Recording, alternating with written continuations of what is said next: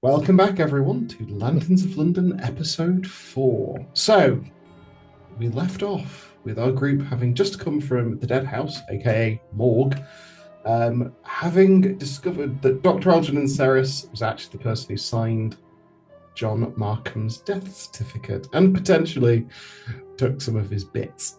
We're going to start by splitting the party because Alice wishes to go and report back to the matron of her finishing school, while everyone else, I am assuming, is heading back to the church to exhume the body. I think unless there's any objection, Oliviera might consider going with Alice just for safety in numbers, and also curiosity. And also it would look less, maybe slightly less sus to have another lady coming along to see what this finishing school is about than it would anyone else in the party. True. It would be less conspicuous than having a gentleman. Yeah. Also, you don't Draw want... fewer questions. Yeah, also a couple of ladies being present when 3 men are digging a grave in a graveyard at night is also another good reason for that not to be the case. Yes. Okay, then. So, Oliviera and Alice, we will follow you first. So, you head across. Would you like to describe the finishing house, please? Finishing school. Well, remind me, I know we talked about this, but what area of London is it in? I was hoping you remembered. That was a ploy on my part. A cunning ploy.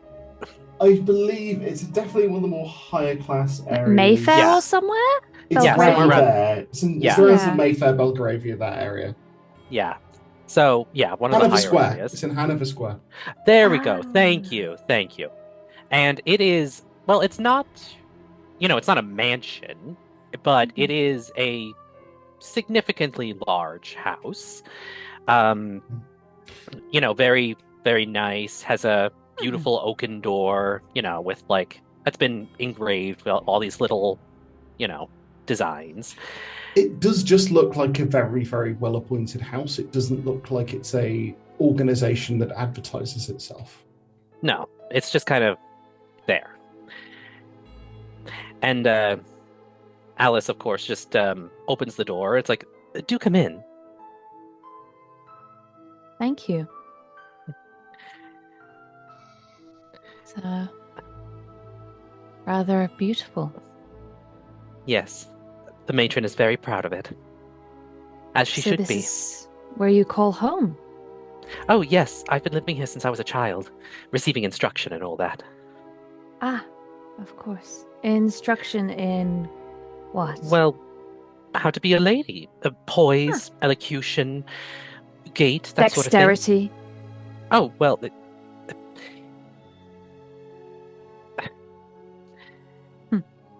there are some classes on manual dexterity, such as, well, for one thing, I paint, I sew, I play instruments, that sort of thing. Of course.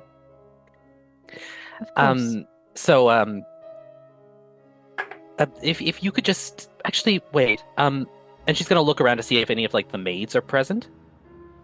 There does appear to be one of the maids. You can't remember her name precisely. Who seems to be sort of just literally just she's sweeping up the hall that you've just stepped into. Pardon me. Would you mind terribly showing Dr. Rice to the drawing room?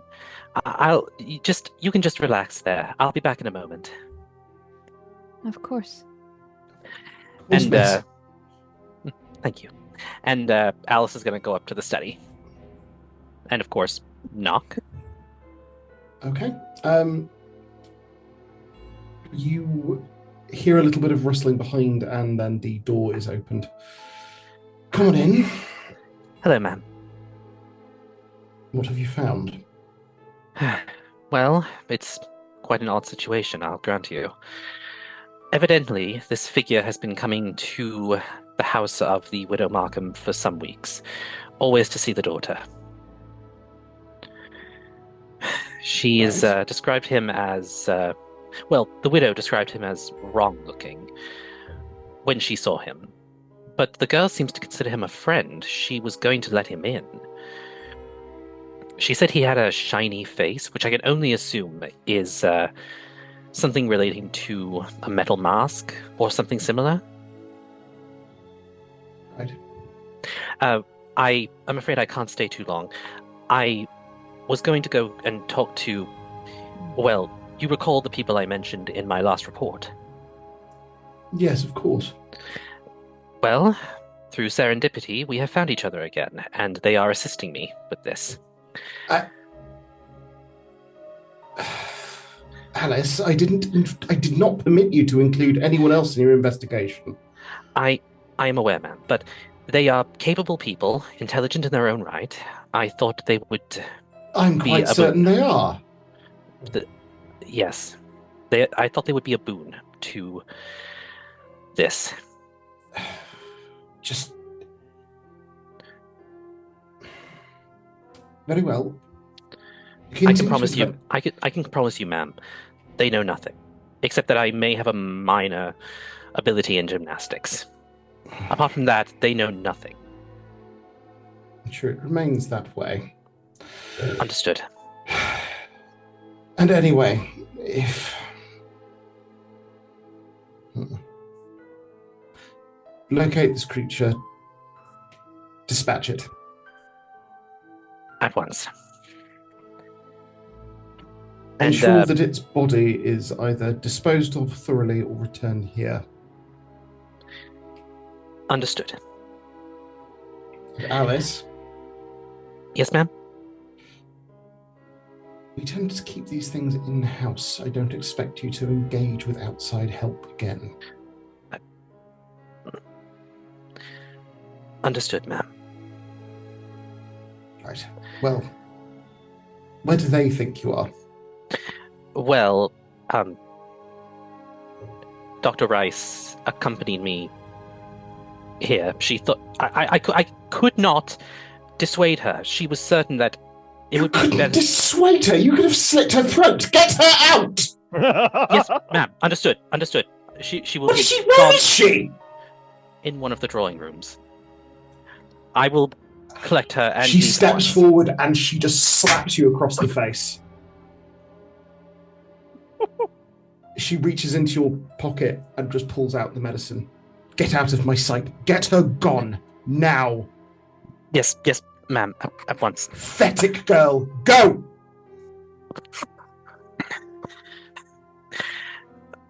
As she steps out, she's gonna... And I don't know if she would have any makeup on her. I would say she probably keeps that, yeah. Okay, so she's going to... I assume the slap left a mark. She's going to just sort of... and just powder over it as best she can. And then go right downstairs. And to the drawing room. Alice. Not Alice. Olivia. Yeah. Hello. While this has been happening, dangerous words. Are there any sort of records or ledgers or any kind of documentation, some kind of like registration book, anything that would indicate the occupants of the house at all? No, you've been taken into an incredibly nondescript drawing room. There are a few novels, but they're all very sort of light fare, the sort of thing you would expect to find in a high society house. They're kind of those collected novels that are intended to be seen rather than read. Okay. And as you're sort of in this quite nondescript room, the maid will bring you in and go, "Oh, if you'll excuse me, miss, I need to get back to work." And she will sort of leave you in this room. There's nothing of kind of use in this room that I could garner information from. It is profoundly nondescript. Very well appointed. In itself is interesting. Okay. Is there the possibility of sneaking? There's certainly the opportunity to make a dexterity crime roll. I may take that opportunity and see what happens. Crime. I have a rating of 0. Let's see how you do. Let's see how it goes. Oh, so it's much. dexterity crime. That's 1 success level. Excellent. Let me make a quick roll. It's a 9. Yeah. You go to sort of open the other door from the one that you were brought in through. And as you do, and sort of poke your head out, immediately a woman is bustling down the corridor towards you wearing a bright yellow dress. She's got sort of blonde, almost like slightly curled hair, sort of pulled up behind her into quite a rich-looking hairstyle. And oh, hello! You must be the friend that Alice has brought. Yes, that is correct. Hello. Oh, please go back in. Do you need anything? I can sort it for you. Oh no, not at all. What is your name? Oh, of course. Apologies. I'm Lucy. I'm another one of the more senior girls here. Oliviera, delight to meet you, Lucy. Oh, and you too. Oh, well, if you don't want anything, I'll join you. Wonderful. I was actually wondering if you I have a friend who I know has attended a similar institution to this one. I was wondering if it was in fact this place itself. She didn't ever give a name, but her name is Petunia. No, I don't believe I know anyone by that name. Well, fair enough. It was worth a try. I wanted to get back in touch with her, and I haven't heard from her in quite some time, so... No, I don't think I know any girl by that name, but it depends on when she came through. Obviously, it's a finishing school, so... Of course. Yes, she may also have gone by the name of Lily.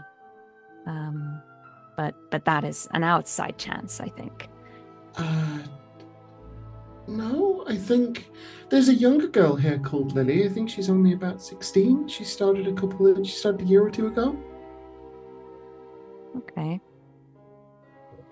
GM question, does this line up? Not at all. Cool. Grand. Oliviera kind of nods and smiles and makes encouraging noises and then kind of just gracefully dismisses that line of inquiry. So, how long have you known Alice then? I heard from one of the staff that you just came in. Not too long. But she makes quite an impression from the moment you meet her. Oh, doesn't she? She's such a beauty. She's very wonderful and a ray of sunshine wherever she goes. Oh, absolutely. She's a delight. As I'm sure are you. That's so sweet. It seems to be a place of incredibly well put together ladies of society. That's very kind of you, and of course that is the object. I mean, of course. I myself actually may have found a husband. So. Oh, that is so exciting for you! I'm thrilled. And of course, there are so many skills that young ladies need nowadays too. Alice was, her gymnastics studies seem to be quite effective. Oh well, she always did love to tumble when we were little girls. Yes, I can imagine. She's very, very profoundly skilled. And you, what are your particular hobbies or enjoyments? No, I enjoy arranging flowers. I have all manner of things I do to try and keep myself busy. But I came here so much just because I was looking to find just the right place to go, the right man to marry, and I wanted to be the right wife for him when I did. And of course. I don't know. Not all of us can be like Alice. She's always been the apple of our matron's eye, so. Yes, quite. Well, I wish you luck with your suitor. I hope you have a very happy life with him. Well, do not forget yourself in the process. Oh no, of course not. And it's suitors, as a matter of fact. I have a pick of a litter. Oh, Wonderful. Well, a difficult choice, I'm sure. I'm sure it'll work out the way it's supposed to. Anyway, I think I hear Alice coming. Of course. And with that, the door opens and... Dr. Rice? Ah, yes, of course. Oh, hello, I see Alice. I see you've met our dear Lucy. Yes, Lucy was just telling me about the excitement of her multiple suitors. Yes, and when I get back, we must speak more on that. Oh, we I would will. love to know all the details.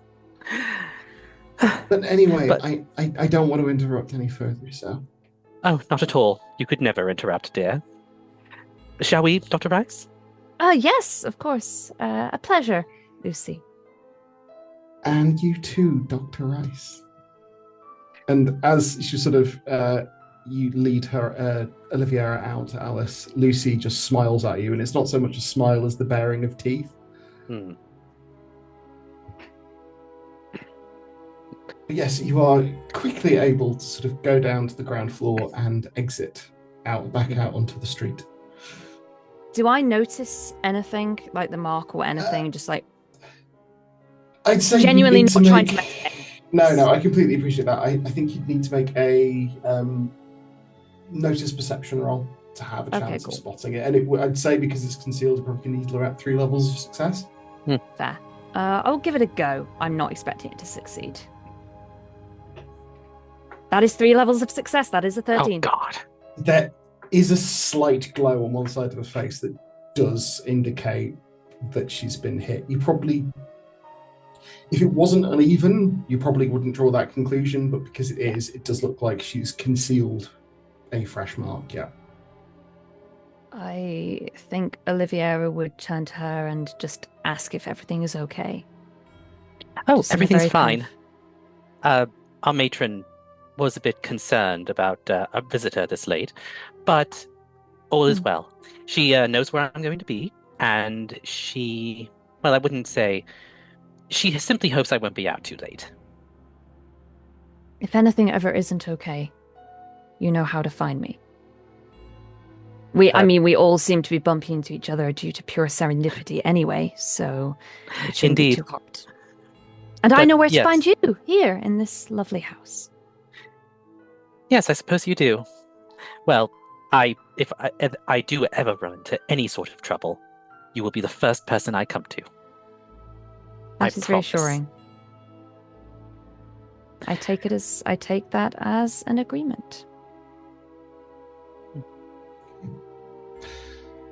You're both able to get a carriage back over to St. Hubert's Church in Whitechapel. It's a little bit of a journey, so by the time you get there, the sun will well and truly have set, and it will be getting into night. The other 3 of you, is there anything you would like to have done in that intervening time, or are you happy just to wait for everyone to get back? Were we waiting for them to get back, or were we just going Or to go you're ahead just going to go and exhuming the body? Yeah, then in which case, if you're just waiting for sunset, you could have absolutely have done that. Out in the graveyard, a light rain starts to fall as you get to work. There is a moment where you see stood at the back door of the church, holding a lantern in his hand. You see Father Sullivan overlooking the work. That's good. So I've got a lantern with the metal sides that can be opened and closed, so it can be directed light. And I've done that, and I've put that on the ground, and I've only opened one side so that the light is limited, but it's directional, so it's showing where it needs to show. And I am very carefully digging a line around the edge of where the coffin is. Again, it's a pretty sorry state of affairs. It's towards the surface, so I'm going to put forward that it's only a couple of inches of sod on top of the coffin itself. Yeah, and it's a thin wooden coffin. It's nothing expensive. It's the cheapest money could buy. And you're able to scrape that thin level of dirt off it without too much difficulty, though it's starting to liquefy into mud in the rain. Yep. Okay. The smell starts to hit your nose as you do. Well, not your nose, but the noses of the other two.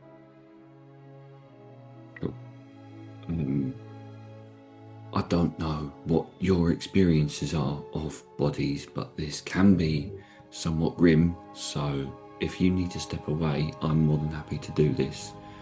If you wish to stay around, then that is fine as well. I'm more than happy to do whatever's going to work best for yourselves. I think I'd only right if I,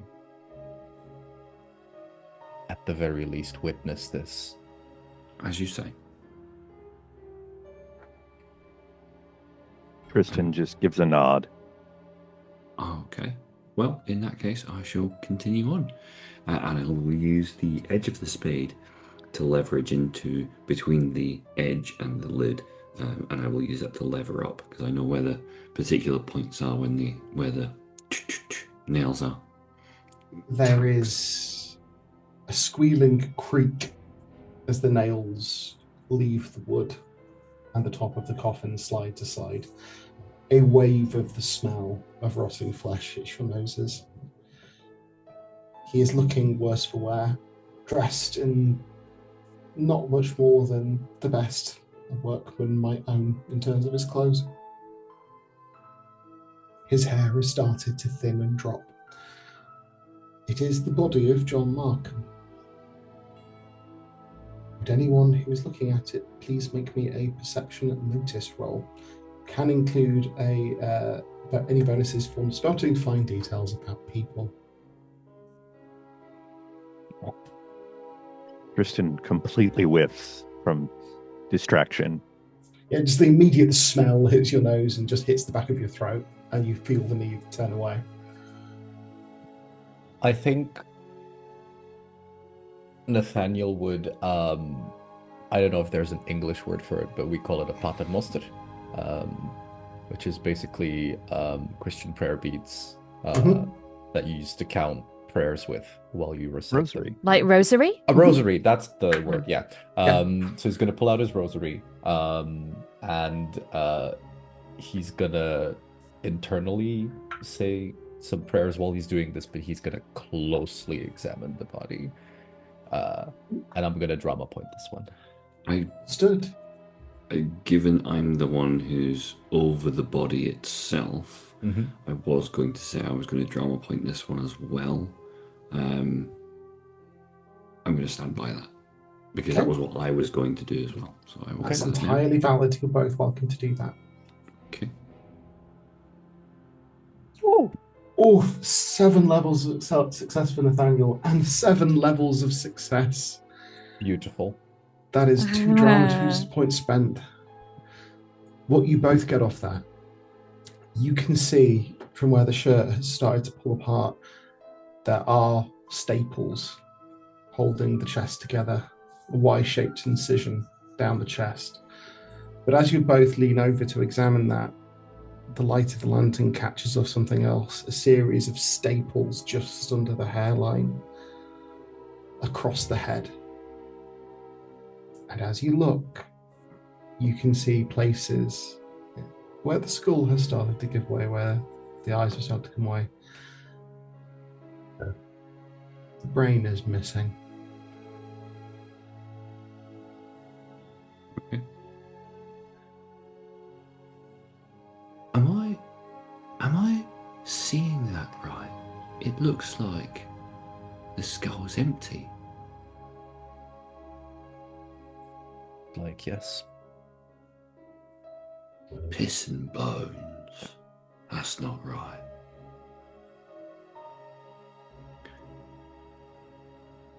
Okay. That's, I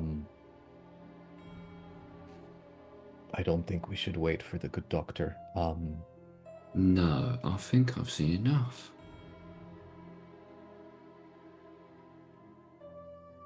Anyone object to me covering up this travesty?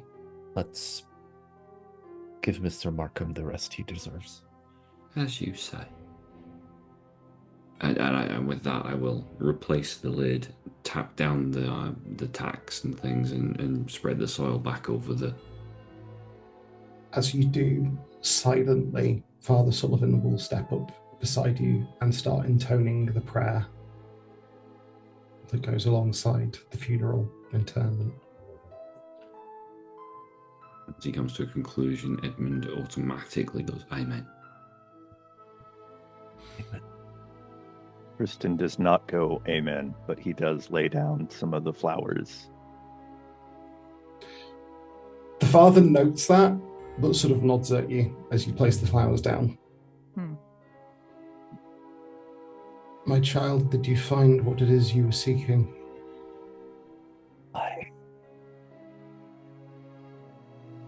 I'm afraid so.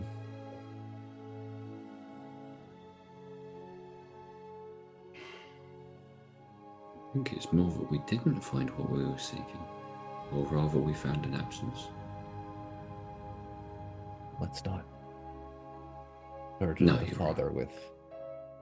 You're right. Oh, forgive me, Father. That was harrowing.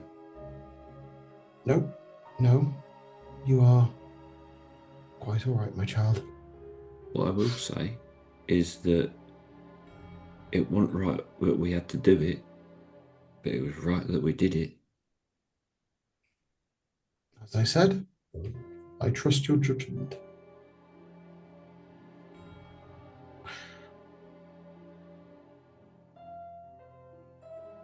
I trust you both to see this through to its conclusion. Of course.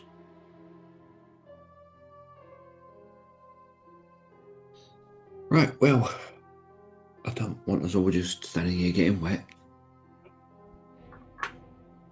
Maybe we should get to shelter and await the arrival of the young ladies. Okay. You're able to do that as you go inside. It's not a very long wait, perhaps another 15 minutes before their carriage arrives. Alice and Oliviera enter the church to feel there is a somberness in the air as you've arrived. Nathaniel has spent the whole 15 minutes in prayer.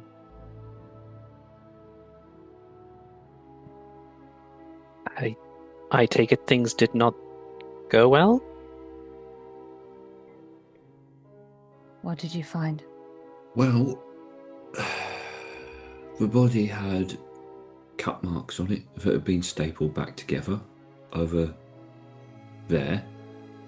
And then we also noted that there was... the top of his head had been cut open. And forgive me, Miss Alice, you may want to cover your ears. No, But I am stronger than I look. Please of continue. course, forgive me. But yeah, his skull was empty. His brain was missing.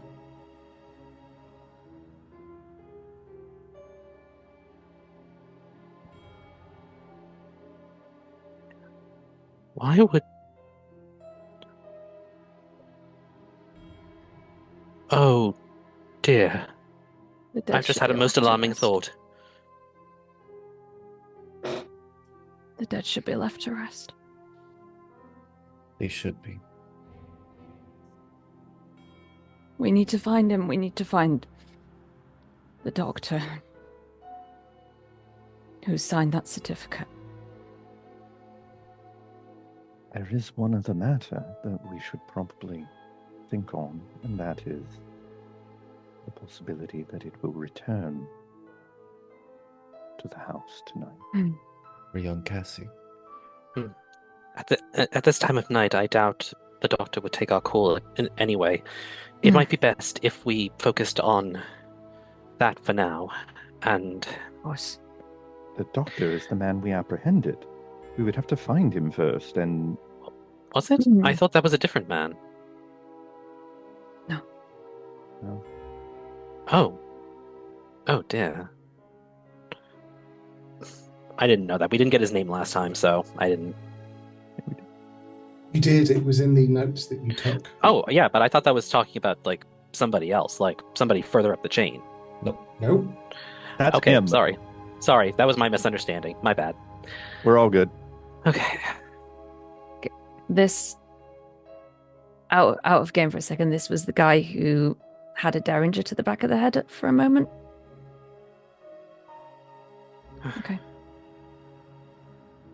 Well, in did that the case- thing. Sorry. The question is, what is more pressing, going to him or keeping an eye on the house? Well, We would have to find him first, which I assume see. means we would have to put the fear of God into some of our local constabulary, which I'm more I think than the willing to do. house is more urgent. well, why can we not do both? We can. I mean, now. Well,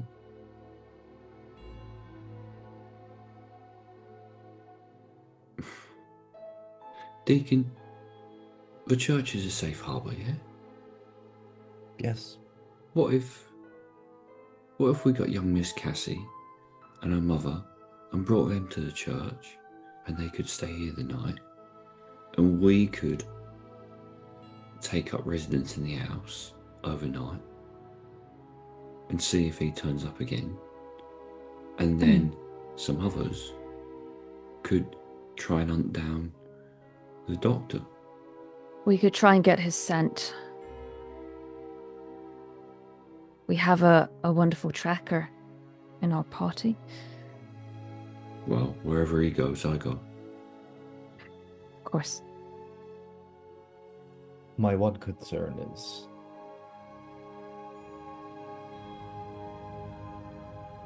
I don't know how much of Mr.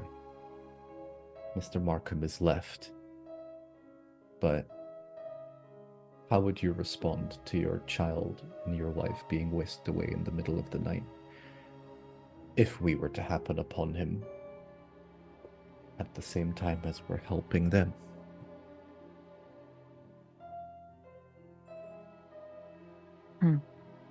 Maybe we stay with them rather than taking them away somewhere else. I think Well- rather than staying inside, we ought to, I suppose, take up a sort of vigil. There is a bench nearby. I suggest we stay there and keep watch.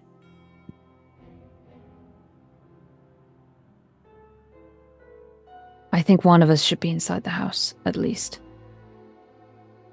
Well, however you want to do it. I'll leave it to greater minds than me. I doubt that. You're able to either walk or hire a carriage. Which should you prefer? I prefer to Probably. walk. Edmund's not hiring no carriage. Okay. Hmm. You walk across Whitechapel. The night has well and truly set in now. You were only disinterring the coffin after dark, and that took a little while. And then it's taken time for this to get back. As you cross the district of the city, you do spot there does appear to be a commotion on one of the streets between the church and the Markham residence. Looks like there's a small crowd and a couple of policemen outside a shop, the front of which appears to be smashed in.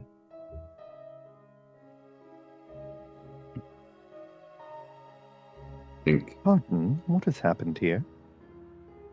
One of the two peelers turns around and it looks to be Constable O'Malley, who, Edmund, you're familiar with. Oh, hello, sir. Oh, Edmund. Good to see you. It's fairly typical. Someone's just broken in. It looks like they've just stolen a couple of bits and pieces. Nothing wildly important. Just What have they taken? it'll sort of indicate, and you can see into what appears to be the front of a toy shop. There's a collection of small porcelain-faced dolls. One of them appears to have been taken. Oh, piss and bones. I know, who breaks into a shop just to steal a doll? Presumably Father. someone who desperately wants to see A their desperate child. father would. Forgive me. Constable O'Malley, could I have a word in your shell light for just a minute? Of course, Edmund. Is everything all right? Is this about the Vigilance Committee? Along those lines, yeah. 1 second. And he'll sort of just step aside with you. You and I have known each other a while, haven't we? And you know I wouldn't do nothing funny without good cause. When I No, I say do to know you, that. When I say to you that young Cassie who had someone at her window, she's in real danger. And we need to get to her immediately, quick smart. Because I think something very bad is about to happen.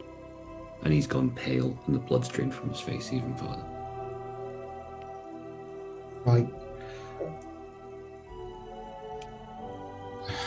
Bobby, get the wagon. And he immediately sort of has the other copper run off. We'll get there. Thank you.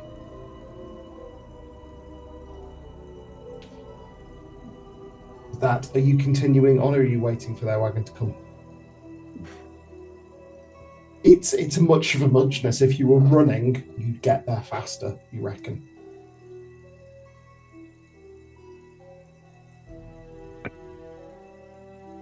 Tristan breaks into a sprint. Yeah. Yeah, we all start running, Yeah. I'd say. Yeah. All of you start running down the street. As you do, you sprint through the streets. The rain is starting to grow heavier and pounds against your shoulders.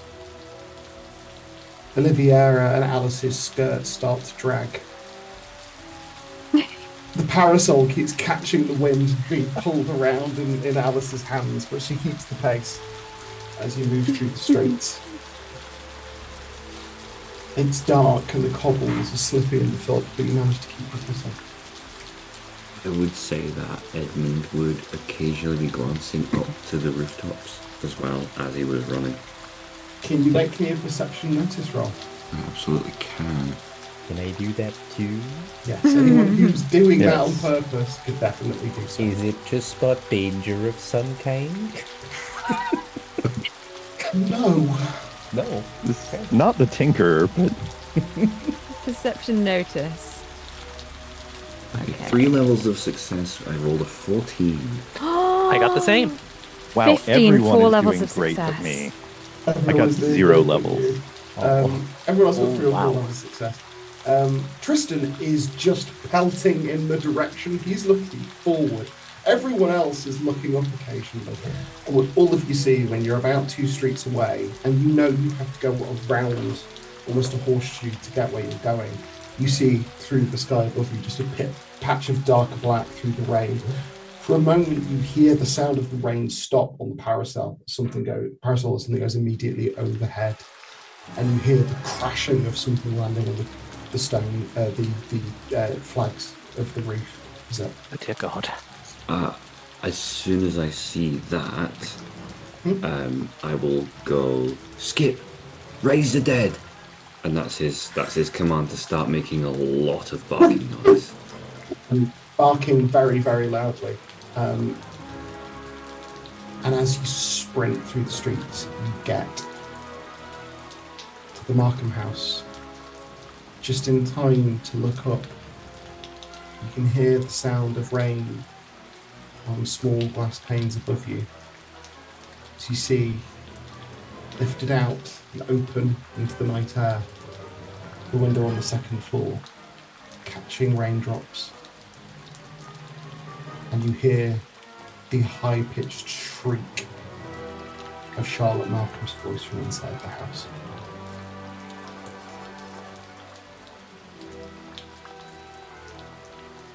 What is everyone doing? Okay, so can we see, like, is he on the roof or railing? He is not visible to you from this angle. I run to the house and hammer on the door. Just keep hammering. Is there any good leverage to climb up? There is a drain pipe. It is not a tall house. It's a 4.5. If you, a really good jump could get you up to the drain pipe. Tristan's gonna jump. I was gonna say, yeah, like Edmund will put Skip into Sentinel, and then we'll just kind of go and do like the whole like squat down hands Yeah. Yeah. together and boost up whoever needs to get boosted up. I'm going up too. Okay, so I'm hearing that Olivia is at the door. Edmund is giving everyone else a boost. Everyone else is going up. I'm going to need acrobatics dexterity rolls or athletics dexterity rolls from everyone else other than Oliviera and Edmund. Edmund is going to confer a +3 bonus to everyone else. Ooh. Okay, lovely. This is where Tristan gets a 12 success. 5 levels of success for There. Tristan. Tristan just sort of Levitates. leaps up off like a boost from Edmund and just grabs the side of the window and levers himself in one solid movement. Alice She got 2 levels of success. stumbles slightly, catches the drain pipe just and manages to pull herself up onto the mantle. And Nathaniel, again, similarly, just gets a push up. Nathaniel's tall enough that he was basically just reaching up for the window anyway, and the boost was merely like a last minute help. Yeah. And he just manages to go through. Tristan, as you go through, I will tell you what you see.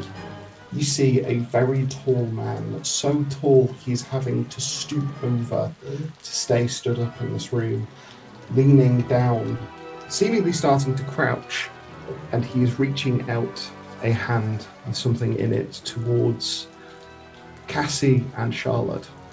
Charlotte has her arms wrapped around Cassie and is pressing her back into the corner next to the bed and just screaming. She has her hand placed out, trying to forestall whatever it is that's approaching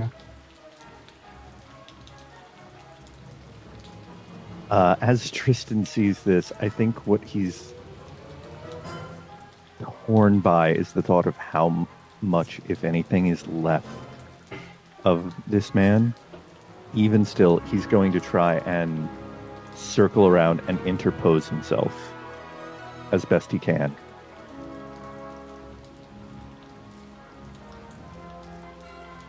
As you circle around, and I'm going to say at this point, Alice makes it into the room, and just behind her, the deacon. As you circle around, very high-collared dark coat surrounds this man. He's wearing a hat, sort of low bowler hat. The face is white and porcelain. There is a thin slit between the lips, and blue eyes that almost look glass-like sit behind the mask. He sees you, and you see immediately the hand drops whatever was in it, and a wooden sound clatters to the ground. You are trespassing. And you are frightening them. Not trespassing. No, perhaps not, but look at them. No. No. Yes. Back away. It stumbles back and then turns and sees the other two. What happened? This is not your fault. No. No. The voice that comes out is identical every time. The creature sprints for the stairs. I thought... Okay. You So they kind of were- interpose it. You're here. The others are two behind him. He's here. The stairs are here. So he's going for the one gap he sees. Okay. I think Tristan will follow, but not escalate. Understood. He is about... difficult to say because he's stooped even on the lower floor.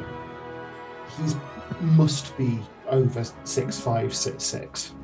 This is a very tall creature, and as it sprints, it moves with incredible speed. You're able to follow it down the stairs, but as you reach the bottom, you can see it's already reaching the front door. Oliviera, the door is about to slam out open into you. I'm going to need you to make a dodge roll. Cool. Oh.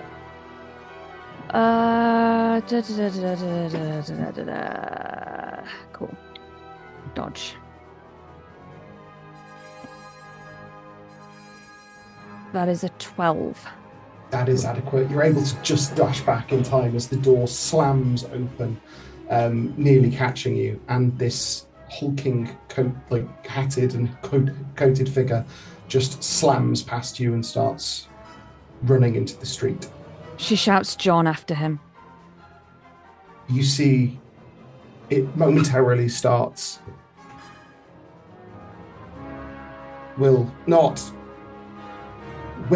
resist. John, come back. No, trespassing. Please. And it just starts to carry on running. I run after it. I would like you two who are outside to make me a perception notice roll, and I will also do one for Skip. Is that me outside too, if I'm following? You're following, I'll say you can as well. Yep. The other two, I'll say you're just behind, unless you would like to do something else. Yeah, no, we're just a little bit behind him, so... I have a thing I want to know before I decide what I'm doing. Very good. Good roll. That's a 17. That's 5 levels of success. 1 level of success for Tristan. No levels of success. Okay. What was it you wanted to know, Reno, before I do this next bit? The voice that is coming out of this creature, is that John's voice specifically, or is that just a metallic voice? No, it's a vaguely metallic voice. You can't articulate what's wrong with it, but something is. That is good. When Oliviera shouted John, was that audible upstairs? Yes. How distressed are Charlotte and Cassie right now? Charlotte's sort of just holding Cassie close and just sort of rocking her back and forth. And Cassie's just crying, going, "No, he's my friend. He brought me a doll." And you just see in the moonlight sat there is just a porcelain-faced doll. Oh. Mm-hmm. Nathaniel will take a minute to just explain.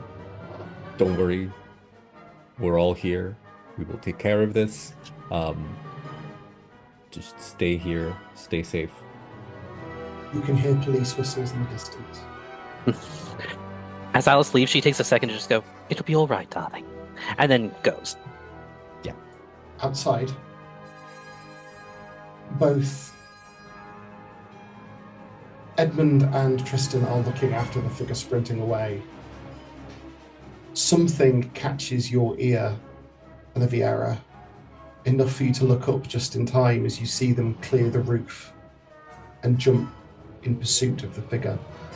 2 more of those cloaked figures jump across the sky and land on a neighbouring house. Do they look as if they're going to go into a neighbouring house, or are they just literally following a track? They look like they're following John. Okay, I keep following. Okay. Same. I keep going. Everyone else pursuing John. I'm staying at the property. Understood. If I hear the police, I have a wacky idea, and it might change the whole course of what we're doing here, so I want to tell you this now. Mm-hmm. Nathaniel wants to wait for the police, and I want to borrow a carriage to chase John. Okay. I'm staying at the property so that when O'Malley arrives, I can be like a voice of confirmation that what the 2 insiders saying is accurate. Mm-hmm. Okay. Oliviera, Tristan, and Alice are in pursuit. So I'm going to follow them first, and then I'm going to catch up with the other 2. As you chase through the streets of Whitechapel, this figure is no longer jumping roof to roof, but you occasionally see it looking up, particularly you, Oliviera, see it looking up. And you just hear, "Will not submit, will not submit." And it runs down, and you hear a loud snapping sound, and you see sparks glitter off the cobblestones near its feet. And you look up and you see flashes from muzzles of guns. As in, I'm being fired at by the others? Or... No, the others appear to be firing at John. Okay.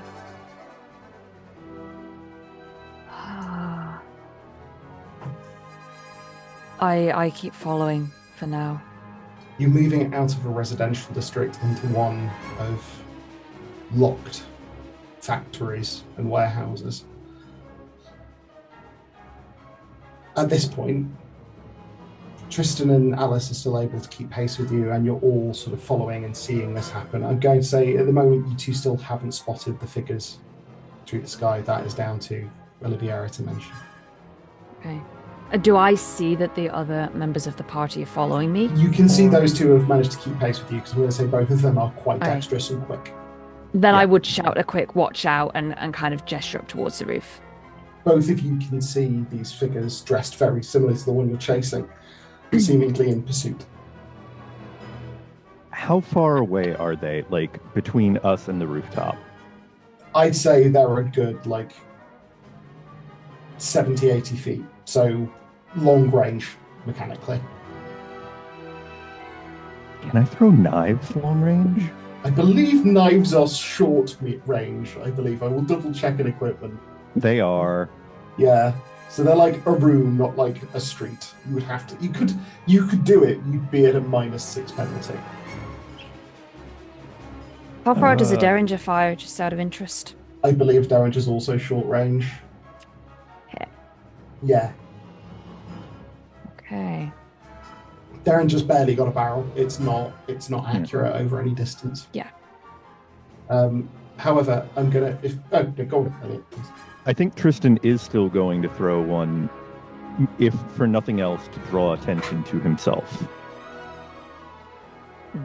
Still, Which is not a great idea when around in this particular case, but he's going to do it.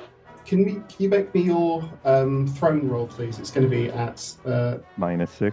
-6. Oof. Oof. 0 levels of success. The knife spins end over end through the range and just clunk off the drain pipe near the thing's feet, which unfortunately does cause this porcelain face to snap in your direction, look down, see the knife below, and then look at you. And one of them just steps off the roof and down onto the cobbles below with the sound of cracking stone. I'm going to cut back to the other two. The carriage almost goes up on 2 wheels as it comes around the corner and skids to a stop outside the Markham house. And O'Malley and his partner Bobby jump down. Right, where is she? Is everything okay? So, she's alright, daughter's alright, they're inside. But they have got a tall tale to tell you. They're not making it up. All right, I believe you. Well, Bobby, we'll get in there. Let's get to them. They pile into the house. Just as I would say, Deacon, whereabouts are you in this moment? I'm waiting with Edmund. Yeah. Are you... I'm gonna, before they all storm in, I'm gonna be like, we would like to chase them, but they're really fast. Could we use the carriage? O'Malley will look between you and Edmund and go, please don't get me sacked. And he just sort of goes into the house. God bless you. Real MVP. Mm-hmm. This is why pulling strings are so useful in this system. Get you an NPC who will always say yes if you ask a favor. But yes, you're able to get up into the seat, snap the reins, and make me a dexterity drive roll. You have any in drive, Sean? No. No. I have nothing. Me neither, but it's fine. I actually. If we I tell die, you we what, die. Yes. Actually, this. I have dexterity's pretty good for me. I could do it. My dexterity is okay. Just choose which one of you's gonna Yep. which one of you's gonna be the sacrificial lamb on this one. I will do it. Okay, then please This is make a me a party that- dexterity drive roll. Yep. You are going to need 2 levels of success to just do this out of the gate. Okay. Cool. Doing it. Oh. Okay, you sort I of got sat an 11. there. That's So you 2 both, levels of success. you both get up onto the front of this police carriage and have that moment of like both of you going like, I've never done this before. So like, go. There, but for the grace of God, go I. At which point, there's just this small skittering patter, and Skip jumps in between you and just goes, "Whoa!" At which point, both the horses spook and immediately start going down the street at full pelt, both of you screaming and clinging on for dear life. Listen, Bones. As you are following up and pursuing the others, I'm going to need everyone to roll initiative. Yes. So give me a moment because I'm going to need to take notes. Oh, sorry. No, it's all good. It's all good. I just want to get them in order so I know what I'm doing. So I will have to do similar. Alice and Tristan, what are your dexterities? 5. Also 5. Okay. You know what? Elliot rolled first. I'm sorry. He was just quicker on the draw than you. My initiative is terrible. I rolled a 6, people. It's awful. I only Could rolled a be worse. 9. Alice and I rolled 19s. Honestly, Mhm, mhm. honestly. I'm so happy I took the +5 on initiative. Yeah. Same. Fast reaction Same. time is amazing. Yeah. I'm beginning to suspect that Alice's build is very similar to Tristan's. Okay. With that, the top of the round is Tristan. So one of these figures down onto the cobbles. The other one steps off the roof. Another one you see comes up over the roof of the house and starts going down the alley and jumps down. It does look like that is a dead end and they may have trapped John. So you have 2 of these facing you and coming towards you. They look identical to the one that you were fighting before, or rather pursuing before, I should say. And as they step towards you, they are wearing these very tall, dark cloaks. What would you like to do? Tristan is going to start us off by, in one fluid motion, he's rushing forward, drawing his cane sword, and basically going to try and stab through the nearest one in the shoulder. Okay, please make me your attack roll. He's going to attempt to dodge. 3 levels of success. Oofed. He does not succeed on the dodge, and you feel your sword slide through this coat and then glance off a piece of metal, at which point you feel something grind against the tip of your sword as though you've just jammed it into a mechanism that is currently moving. Yeah. Second action. Mm-hmm. If I may have a little bit of artistic license, Better than any 10 people I know. the blade of the sword that can still be seen just starts to frost over, and where the rain is hitting it, it mists up a little bit.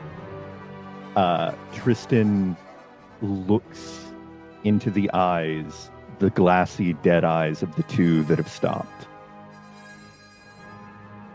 Does anything happen? Though their I figured voices do come out of these porcelain masks. You will submit. Do not resist. Tristan does not respond. Understood. That will bring us to Alice. So she is following close behind him, and seeing that he's, well, not maybe got this one, but whatever, she's going to just keep running and be, please get out of my way. And she's going to raise her now closed parasol and just try and bash it in the face. Okay, so you're attacking the other one, or are you attacking the same one? I'm attacking the other one. Okay, go for it. Okay, hang on. Let me just pull up my equipment here. There we It go. will attempt to dodge.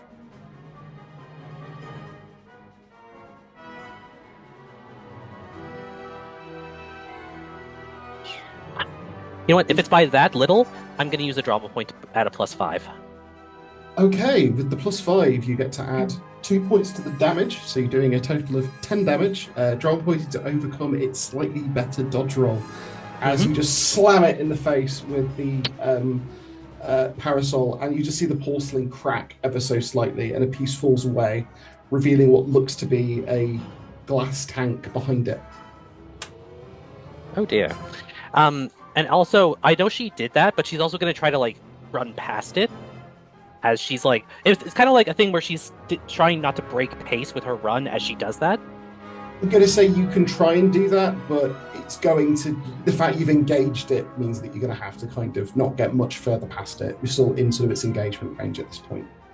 Oh, yeah. Like, she's probably just, like, a couple feet behind it before its next turn will happen. Yeah. Nathaniel, you're currently white-knuckled onto the carriage as it sort of rattles across the cobbles, going at a far faster pace than horses probably should be in the rain in this part of the city. At this point, is there anything you would like to do to prepare for when you arrive? We are in a police carriage, or on it. Any weapons? Like a club, maybe? Baton. It would seem that they have taken anything that they had with them when they've gone into the house. Of course. Then I'm just gonna pat my inside pocket.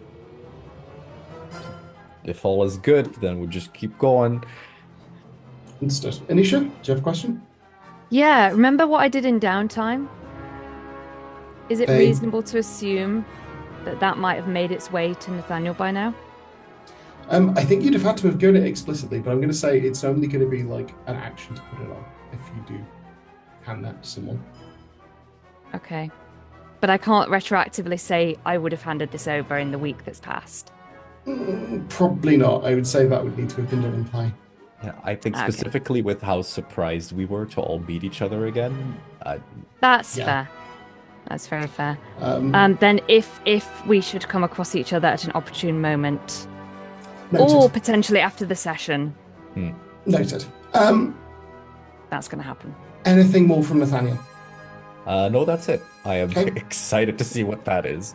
In which case we get to our interdictors, who are going to each take a strike, one at Tristan, who is stood immediately in front of him.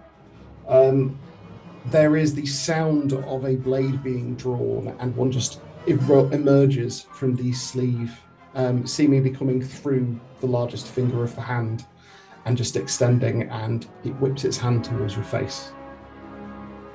Tristan is going to try and parry. Okay, you need to have a success level higher than whatever it achieves on its attack with your own in order to do that. Yes.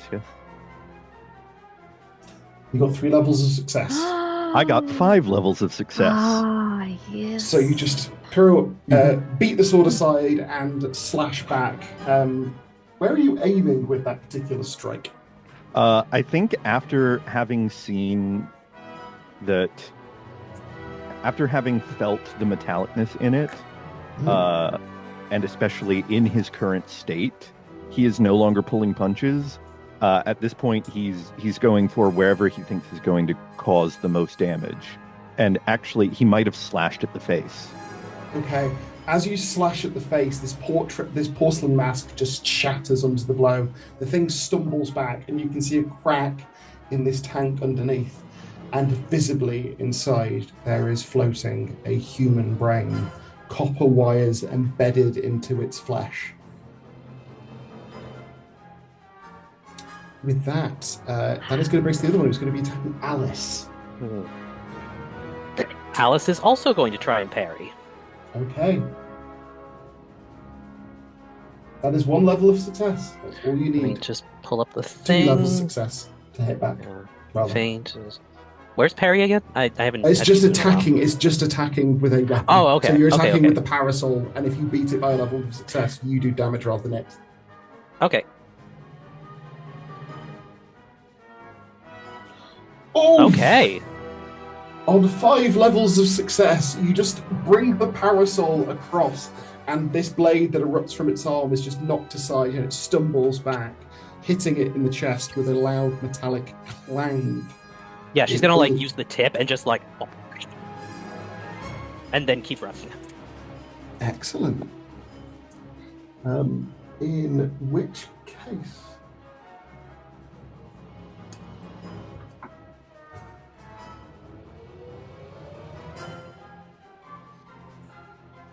Okay. That is going to bring us to the other one. You can hear, you will submit, do not resist, coming from the alley in front of you, and the sound of metal clashing against metal. As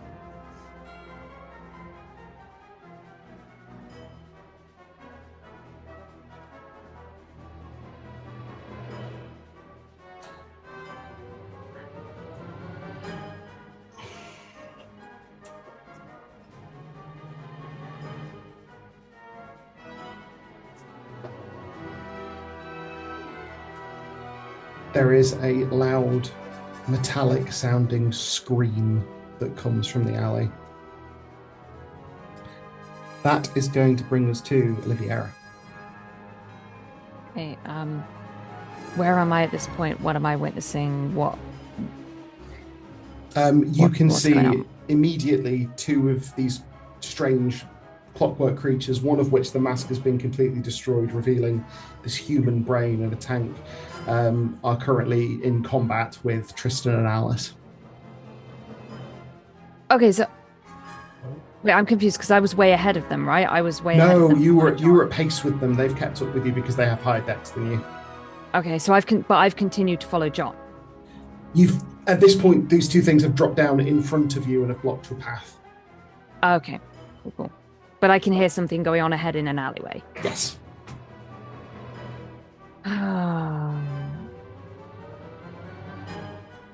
How are these 2 looking? Are they looking particularly the worst for wear at this point? The one that Tristan's facing off against, one of the arms seems to have just fallen limp in its side, and there seems to be a very loud whirring sound coming from it that doesn't sound healthy. You think it's more damage than one Alice is facing. Well, how close could I get to one of them without it attacking me? You think they're both fairly occupied. You think you could possibly try and slip past if that's what you would dedicating your turn to. That's potentially what I'd like to do. If these 2 seem to be handling the situation well enough on their own, then that's what I'm going to do. At the moment, neither of these creatures have landed a blow on them, and they are both. Okay. Yeah. managing to hold their own. To be clear, Alice parried the blow, but she's still trying to get past them. So I don't know if that's she's still trying to run past. Yeah, I will go ahead and do that then while everyone is distracted. Understood. You were able to get past, slipping against the wall and sort of sidling past to get past the one that is currently blade to blade with Tristan and sort of going back and forth. And you can see that same stern countenance across Tristan's face that you recognise from the fight underneath the docks in Whitechapel. As you squeeze past, you're able to slip into the alley, and you can see at the far end of the alley, one of these porcelain figures is currently its hand is clutching its side, holding closed a rent in its coat, and sort of just offering a hand up, holding it, going, "Will resist," as the other one just bears down on it with the blade raised. So I'm assuming that the one that has its hand raised is John, right? As far as, if that's what you're assuming off what I've described, that's an assumption you're able to make. Okay.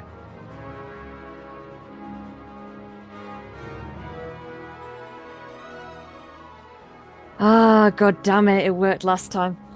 I go up to the one that is bearing down. I sneak up behind it. I use a drama point. I pull out my derringer. I put it to the tank if the tank is visible. The tank is not. There does appear to be a sort of hat that's down to the collar, but I will need you to make a dexterity crime roll to sneak up on it. Yeah.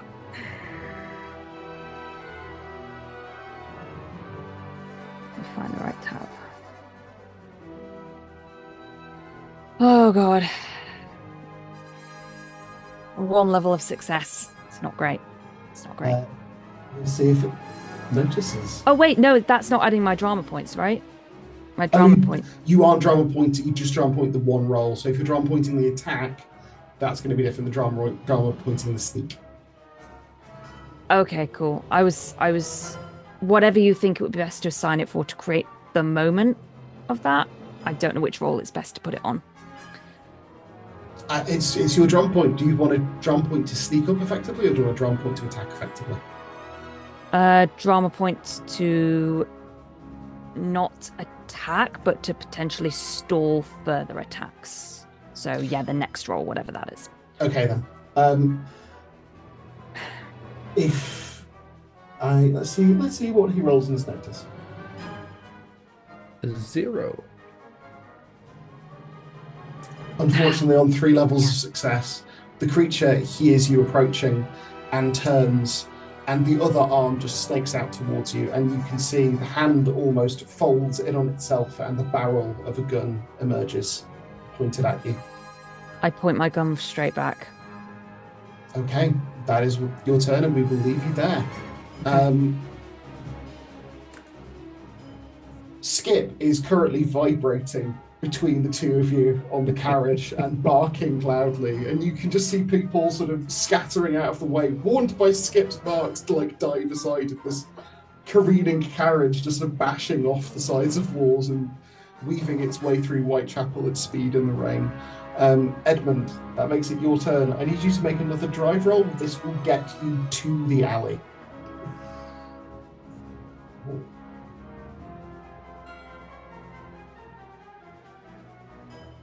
Here we go. 2 levels of success. For a guy that can't drive. On 2 levels of success, Alice and Tristan, behind you, you hear the whinnying of horses and as behind you this carriage just bashes between walls and then just skids, almost going over on to one side and then just slamming back down, with 2 very pale looking riders and Skip, who immediately just bounds down off the steps and starts barking at the figures that you're facing off against.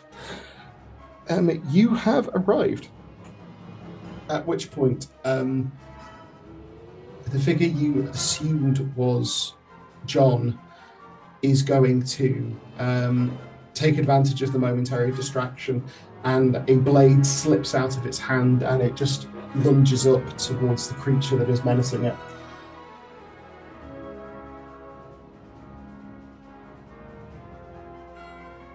It's 2 levels of success, but the thing is going to attempt to parry. On 4 levels of success, it hears John move, slams the blade aside and just sinks it into his chest, and you just hear a whirring crunch as the blade finds purchase somewhere inside of him, doing 12 points of damage with his armor. You can see the arm just crunches and falls from the socket as the blade sinks in. And again, this metallic scream just comes out of its mouth. That's going to bring us to back at the top of the round, Tristan. So Tristan is just kind of, it's almost a dance with this one that he's engaged with. He is completely like expressionless. And as a matter of fact, as he parried that last one, he drew out a large knife from underneath his coat, strapped to his back, to catch it, as he then goes in for another slash. Excellent. With the cane sword itself. On a 16, that's 4 success levels. On a 4 success levels, it's going to try and dodge. It probably He's not gonna more make than it. welcome to. He does not No. make it. With that was exactly the damage you needed. How would you like to finish this thing off? Oh, you know it's going to be off with his head.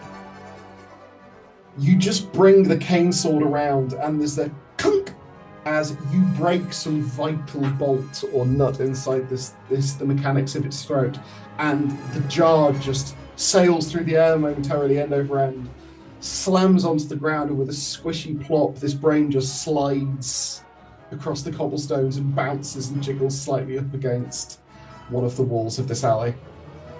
Without any hesitation, celebration, or reaction, Tristan dances forward to the one that is currently engaged with Alice. Mm-hmm. So this is my second attack. Does this count as ganging up? It counts as ganging up, so you get a +1, so you're only taking a -1 from your -2 penalty from your second attack. 4 levels of success again for God 16 damn it. damage. It's going to attempt to dodge. It does not make it. Oh, that was the wrong button. Apologies. I'll try that again. Oh, it does make it, unfortunately, on the dodge. I rolled a parry by mistake. I did say dodge.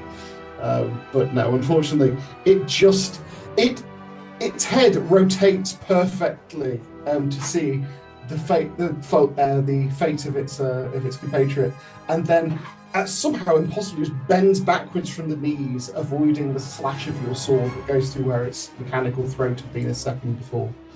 But that is its turn. That is your turn, rather. That will bring us to Alice. All right, since he's engaging this thing, Alice is going to take the opportunity, and she is just going to book it towards the alley. Okay, you're able to slip by. As you do, you come around to see Liviera, a derringer in her hand, and gun pointed at her, and this thing's bladed arm sunk into the coat of another one that is currently driven down to its knees. Okay, so the one on its knees I'm intuiting is John? Again, you're able to assume that from what you've seen, but that is an assumption. Yeah. Okay, cool. She is going, while its attention is on Oliviera, she's going to try to slip past and, well, hang on, how am I going to try and do this? I want to draw attention to myself. Is it possible to, like, get by without it seeing me? That would be a dexterity crime roll. That would be your action. Okay. One of your actions. Okay, cool. Then, hang on, what's my dex crime? Okay, cool. I am going to try to do that then. Okay, it will be rolling to notice you. Please high, please high, please high. Fuck me. It Ooh. rolls terribly, but unfortunately, in this instance, the defender, i.e. the person making the perception roll, wins. Oh. So, unfortunately, it does spot you as you try and slip by. The gun slips off Oliviera and is now trained on you. Okay. Well, if I can't get by unnoticed, I will just have to dissuade it from getting close to me. So, having failed at stealth, she's going to go low and rush it and try to take out one of its legs with a blow. Okay. Please make me your attack roll. You're getting a +2 from ganging up because it currently has 2 other opponents. However, you would also have a -2 because it's your second action, so you're just rolling flat. Okay, It is cool. going to attempt to dodge. Please do better this time. Please do better this time. Okay. Yeah. That's Okay. not bad. 3 levels of That is success. me. unfortunately one better on the roll. So again, it I don't just wanna- seems to bend in a way that seems... It would not be mechanically possible in a human body, but something about its joints, it just whirs down and the parasol sails past where its head had been, or its leg had been, rather. That will bring us to Nathaniel. You're mildly road sick, but you have arrived and you can see there is currently menacing, being faced off with by Tristan. There is a clockwork creature, a porcelain masked creature in this large coat that is currently facing off against him, a blade seemingly coming straight out of his hand. Remind me, was it one of the front two ones that lost an arm in the scuffle, or was it the one that we are assuming is John that lost an arm? It is John that has lost an arm. Okay.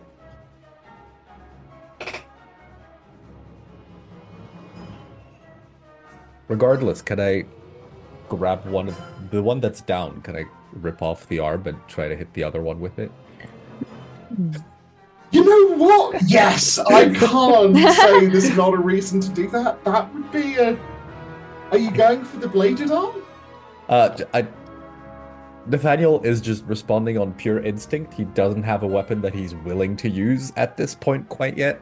So he's grabbing something. Unless there's something in the alley that he could use that is easier than a robot arm, but that's just what my brain went to. But that's because I might be, Wait, are you attempting to hit the robot with its own arm? No, I'm trying to grab the dead robot's arm to hit its friend with. There's a brain. Technically... You can throw a brain at it. You did say that the one that Tristan was fighting, that its arm went limp, so it's damaged. So it's damaged. I'm gonna say you can do that. I'm gonna say you can pull the arm off. You run up and just pull. You put your foot against his torso and pull, and with a tearing sound, this thing just comes loose in your hand. You're just holding a metallic arm. There is a glove at one end that appears to have a hole in it, and the barrel of a gun is pointing out. I have another proposition for you, but first I need to talk technical. I still have the stat block for the ore from last time. Do I just use that for the arm? Let's just use that, yeah. Okay, good. Then can I spend a drama point to make the gun go off as I? No, I'm gonna say maybe let's just say for flair it does, but it doesn't do anything mechanically. Yeah, let's go with that. I won't make you make a drama point for that because it's not adding anything beneficial. But absolutely, I was intending for that to go off anyway. Just okay, check off. Fantastic. This is all me, by the way. This is not Nathaniel. This is just Reno Flair. Yeah. Oh. It's going to still spend a dodge to try and get away from that. Still Carson. It uses up one of its defensive actions. Yeah. So you go to sort of hit it. Unfortunately, you misjudge the way the elbow bends, and the thing, so you swing it, at which point you sort of swing it heavily, sort of goes forward, and then just tips back and lands on your shoulder, at which point there is a loud bang and as a bullet just ricochets between all of you, and the seat between Edmund's legs just bursts into splinters. Oh boy. Sorry. That will bring us to their turn, at which point we're going to start with the guardsman that is facing off against Tristan and Nathaniel. It is going to take a swing at... Can I... Oh, have you got two actions? Would +2 from ganging up change anything about that? Probably not, right? 1. It would not. No, okay. Nope. Sorry, continue. Pardon me, just give me a second. A retroactive drama point would. If I know anything about Victorianisms, like that cough means that you are going to die in this story. So need to dramatically have a hanky that I can take away and reveal a single spot of blood. Tubercular cough that you've got. You're able to. Sorry, I almost choked to death and I completely forgot the question. What was it you were asking? You're going to fight me because he said, will ganging up help? Yeah. Yes, that was it. Yes, he's swinging at Tristan. He's swinging at Tristan because at the moment he is the threat. How are you intending to defend yourself? Tristan's going to try and parry. Does gang up help on parry? I don't believe it does. I think it's just for offensive actions. I'm going to rule this just for offensive actions. I mean, it rolled dog shit. Yeah, and I got 2 levels of success. So you've got 2 levels of success, so you're able 14 damage. You're able to parry the blow. You can slash into its midriff and start the part of the coat just falls away. as you grind across, and you see these metallic ribs arrayed underneath, and underneath whirring clockwork mechanisms ticking and spinning away. And you jam the blade into them, and you hear a grinding sound. It is looking increasingly unwell. However, that will bring us to the other one, who is going to bear down and strike out at John again.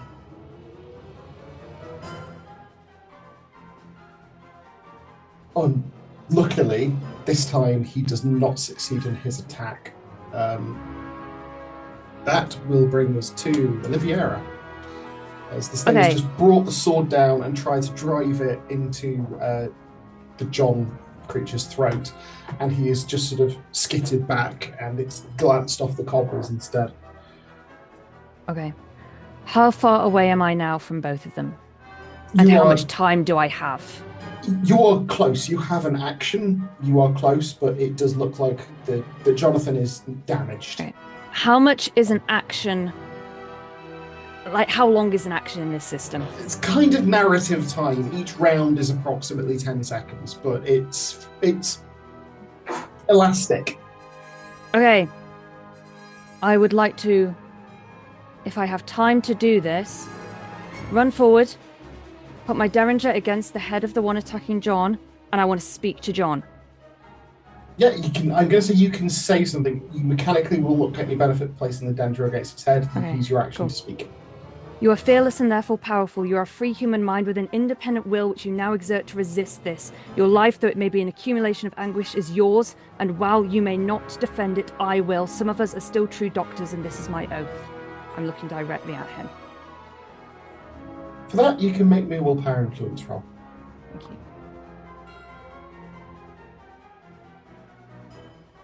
That's when I find where I need to click. Willpower, influence will. Left column all the way at the bottom. Yeah. That is 3 levels of success, that is 13. Jonathan, which was cowering and dragging himself away, meets your eyes, the glassy blue, showing no emotion. But the arm that still stands presses down into the cobbles and forces it back up onto his feet. You will resist. That will bring us to Skip. Skip is going to charge at the Clockwork figure that's currently attacking Tristan. However, this thing has used its defensive action.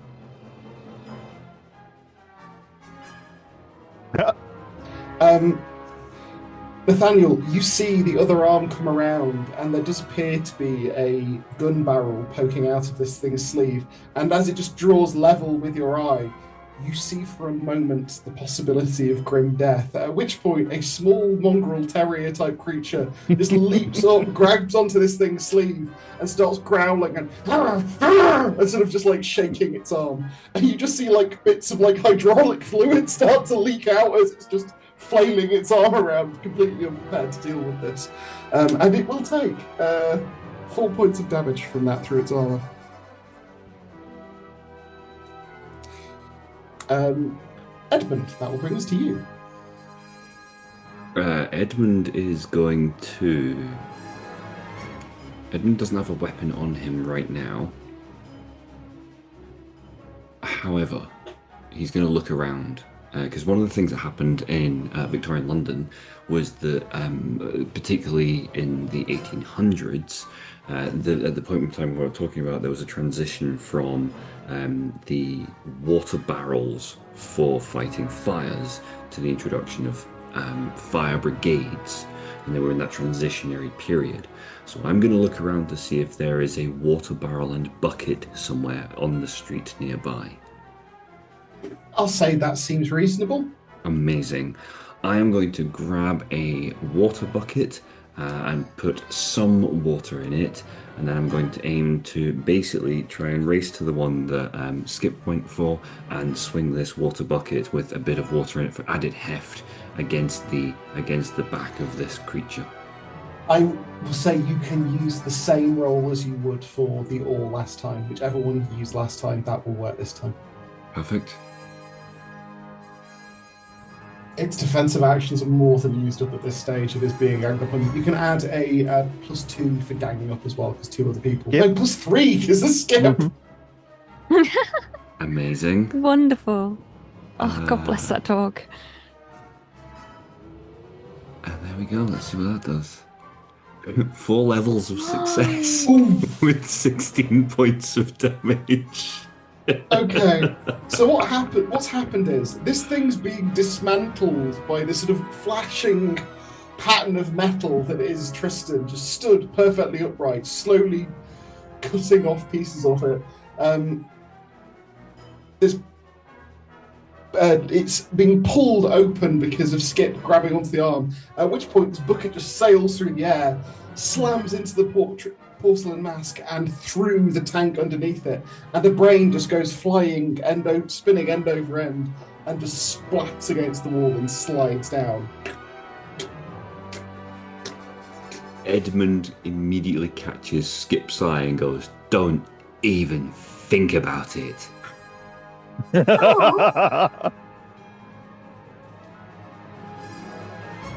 Are these brains still alive? Are they still intact? They appear to be intact human brains. I mean, you can't see one at the moment. Okay. That said, that brings us to John, who is going to bring round the only arm he still has remaining, his Derringer, and fire. That's a Derringer too. Or rather, the small barrel of the gun that is poking out of its sleeve. The other guardsman is going to attempt to dodge.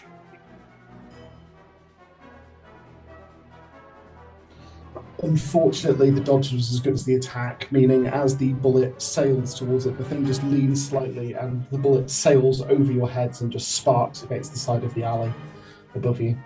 And that will unfortunately be his go. That's bringing us back up to the top of the round, and Tristan. Tristan wastes not a single second. The instant that that second one is down, he is vaulting his way down the alley.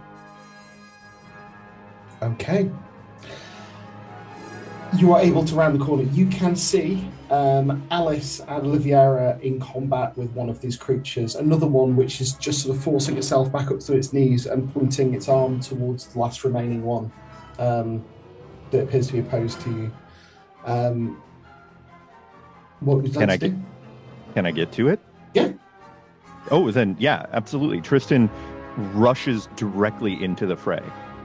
Cool. I'm going to say to get there is an action, but you can get there and you've got an action left. Okay, so then I will use second action to attack. Grand. Would be at a -2 is now going to be at a +2 because two of the people are in melee, so it cancels out flat. Well, but it's John, Oliviera, and... John has pushed himself back and is using a ranged weapon, which wouldn't count for ganging up. So it's just flat? Just flat. He has used his dodge.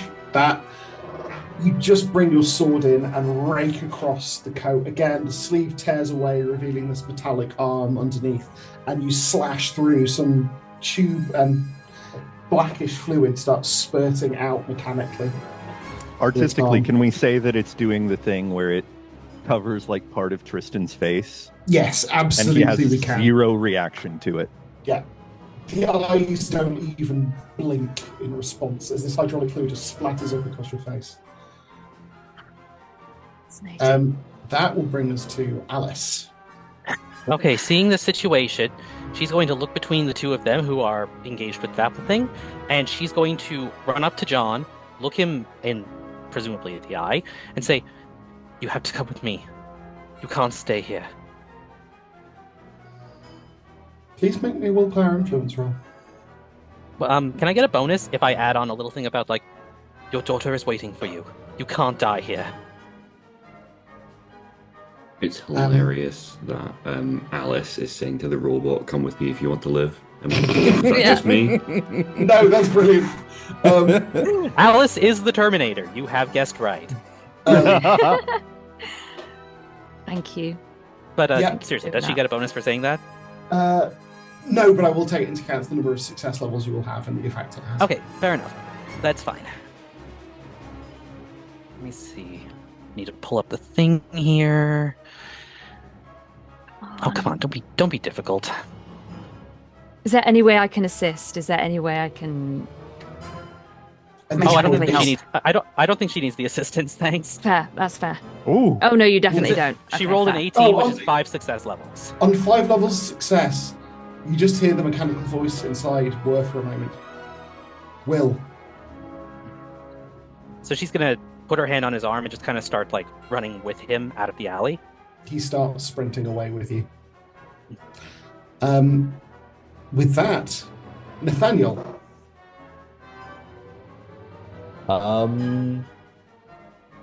Yeah, I'm gonna take the arm and try it again on the other one. There's not much else to do. Okay. You charge around the side. Do you have 2 actions per turn? One. One. In which case, it's your action to get into combat because that is what I gave to Tristan. So you're Sure. able to get around the corner and get up to through the alley, but that is as far as you get. You're there Okay. menacing it, so I will say you add for the purposes of ganging up at least. Okay. Which will bring us to the guardsman, who has lost his primary target and is surrounded by opponents. Its hands curl around its chest and pull open its coat.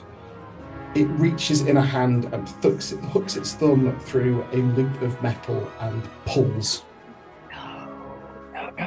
There is immediately a clunk, clunk, clunk, clunk, clunk, clunk, clunk, clunk, clunk, clunk, clunk sound that starts coming from its chest. I'm going to need everyone in base contact with it to make a dodge roll, please. Okay. Does that include me? No, you've sprinted Okay, away. okay. You've gone around Cool, the cool, corner. I'm going to say Cool. you sort of sprinted back. You've pulled Jonathan back out the alley. Dodge, dodge, dodge, dodge, dodge. Skip and I are just looking at brains. Yeah. Damn it. Don't. Look at that. Look at those rolls. Look at those rolls. So What that's are a those rolls? that's a 13 for Nathaniel, 15 for Oliviera, and a 19 for Tristan. So Tristan just steps smoothly back around the corner of the alley, almost doing that slightly sort of drifting thing that he did last time. Oliviera has the good sense to dive into a doorway. I'm going to say narrowly, Nathaniel realizes at the last moment what this is and dives back and flattens himself against the ground, at which point there is a resounding boom. Brickwork showers down. Oliviera just manages to presses herself back into the doorway as glass and bricks slam down around her. Thankfully, the deacon is covering his head and avoids any injury, and Tristan, the wave of heat passes just in front of where your nose is, so your hair just sort of flutters gently in it, and then it's done. How That cinematic. appears to be the last of your opponents. Alice is just a little ways up the street, pulling Yeah. John with her. I have a question. Are they within sight of the other characters? I would say at this point they'd be in sight of Tristan, Skip, and Edmund at this point. The other two Okay. around the corner. Okay, she's still going to keep pulling him and try to get them out of sight. Okay. That will get to that on. In fact, I will go out of initiative at this point. You are able to keep pulling him. The others, what are you doing? Particularly Tristan and Edmund. Tristan saw Alice leave with John. Tristan is just following, and he's doing that same thing he did with the doctor, where he's not running, but he's using his full stride as a fairly tall man, and just seems like he's just, again, drifting towards them almost. Edmund Okay. is initially, Edmund's going to look around, particularly upwards, to make sure that there aren't any other threats. And then he's going to have a look around. He's going to want to inspect the corpse or the chassis of this creature that's in front of him. And then he's also just going to go and check on the horses and check on the extent of the damage to his friend's carriage that they commandeered. And just basically make sure that everything there is okay. And just do a bit of a sweep-up activity. As he's looking at the chassis of this machine, he'll also be making some mental notes and just be very interested in the mechanics of it. Yeah. Could you please make me a intelligence engineering roll? Yes, of course.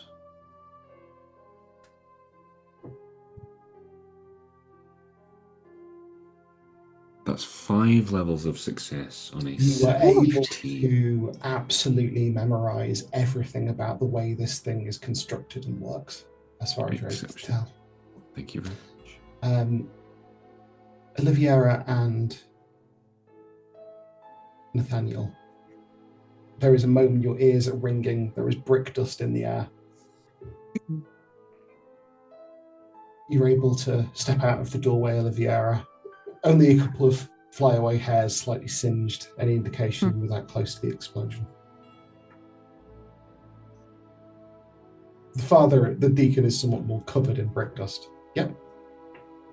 First of all, I check that he's okay. Mm-hmm. Do I clock what Edmund is doing? I'd say you could come out of the alley to see Edmund sort of examining the chassis, yeah. Okay. You would literally just see me looking at the chassis. Okay. The one in the alley, is anything intact at all? There are pieces, but no, it's been blown utterly apart. Okay. If I come out, do I see anything that is intact, whole, salvageable, anything at all in the street? The one that's been blown up. Yeah, there are pieces, absolutely, that you could kind of. And like of any of them, of any. Oh of yeah, them, no, there's tons. There's basically a full chassis of one, and the other one's only damaged. It's only the tank that appears to be damaged. Okay. There is delicate machinery in there that does look like it's been destroyed in both instances when the heads come off, but all of the main torso and arms and legs are intact largely. They're damaged, but not so much that you couldn't put together they're functioning. Okay. In a desperate attempt not to metagame, do I notice the water bucket? Yeah, I'd say you notice the water bucket that's sort of lying by. So there are else. brains with or without tanks, and there is a bucket. Yes. You're going to put brains in a bucket. I'm going to collect the brains, please. Yeah. You do. I'm going to say Edmund's been distracted by examining the chassis, and as you sort of get the bucket and scoop up the brain, there is the snapping of teeth just like half an inch away as Skip's training just buckled at the last second. Anything you're putting in the bucket with them? For science. And I give him a quick pat on the head. As I and then I put my gloves on, I'm gathering up the brains. Okay. Are any of them still in their tanks? Because I'm guessing that's how they'd be preserved and the tanks whatever. are both shattered. The fluid is seeping into the cobbles. It is very clearly not water. There is a medicinal sort of chemical smell coming off it. Okay, it's the smell that you picked up that's similar to the formaldehyde, but different. Cool. Would I have anything like that? Would I have any kind of chemical preservatives? Nothing like that on you, unless you'd specified in advance. I'm afraid not. Cool. Nope. Fair enough. For now, I'm assuming there's a water source. I use water. I do what I can, basically. And I cover them over with my coat or something, so that I'm not just carrying a bucket of brains around. Brains. Yeah, that would be a bad look. Yeah. I'm going to cut. Alice, are you looking to pull him out of sight? Yes. Also, have I noticed that Tristan is following us?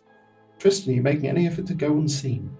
zero effort to go unseen. Like he's not causing a fuss, but he is not doing anything to hide it. To say you can probably see Tristan behind you. You are able to pull into an alley though. Okay, cool. So yeah, we'll duck in there and just... I think this should be far enough away. Mr. Markham, are you all right? I suppose it's a bit of a silly question.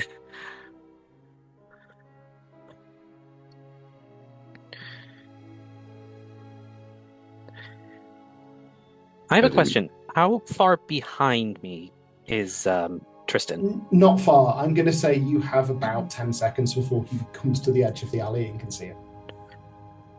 Okay. Second question. Is there like a loose brick or something nearby? Like something with heft that... Yeah. Okay. And how damaged does he look? Like, significantly? One of his arms is off. There's a crack in the porcelain mask. Okay. In that case, she's gonna keep patting him soothingly and slowly, trying not to attract his attention, reach down to grab a loose brick. And then she's going to say, "It's nothing personal, I promise." And then she's going to try to smash the tank. He's not going to dodge. He doesn't see it coming. Do I have to roll something, or...? I'm just going to let you have this one. Okay. There's a sound of shattering glass. And he just collapses sideways. Alice is going to, drop the brick, obviously. And she is just going to scream as loud as she can. Just, falling back and, up against the wall and... I would like a perception notice roll from Tristan, please. I'm drama pointing this. That seems reasonable. How far is this screen carrying? It's going to be heard by everyone. Okay. 5 levels of success. You round the corner just as the brick hits the ground, and you see the figure falling. And the positioning is enough to indicate probably what's just happened. So, as Tristan is entering, he's been sheathing the big knife back behind him. He's been sheathing the cane sword as he rounds the corner. But then he sees this with the positioning, and he just looms there in the alleyway, waiting for Alice to respond. Is she already in position against the wall, or? I can say yes, but I'm saying he's seen her do that. He's seen her the brick has hit the ground as he's rounding the corner, and he's fallen. So he's able to put together what just happened, as Alice then backs into and starts creating the tableau. It was from up there. It fell. It must have been one of them. Oh God. Is Alice looking at Tristan? Would Alice look at Tristan? Well, I mean, has she noticed that he's there? Has he made noise to show that he's? I think you heard him sheathing. Yeah. So, is she looking directly at him? No, she's kind of looking back and forth between the roof and the body, and just freaking out. And then after a moment, she's like, "Oh God, no!" and just collapses to the ground, face in her hands, sobbing. Tristan does not respond to this. He stands sentinel over this tableau. Oh God. What am I going to tell Cassie? I told her everything would be okay. Everyone else heard the scream. Permission to take my bucket of brains and run? Yeah, you're able to take a Towards bucket of this brains and screen. run. On my way, though, I've noted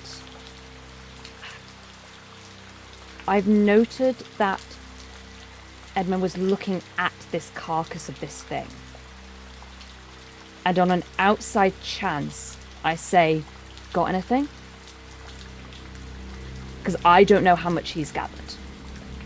But I've noticed he's looking at it.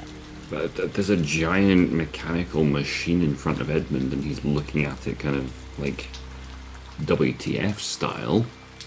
Okay. That's kind of what you're getting. Cool. Okay. She's kind of having that decision. Do I stay and look at the... No, I'm going. And then goes as fast as she can towards the screen. I just need to know who's in this next scene, Nathaniel. Yeah.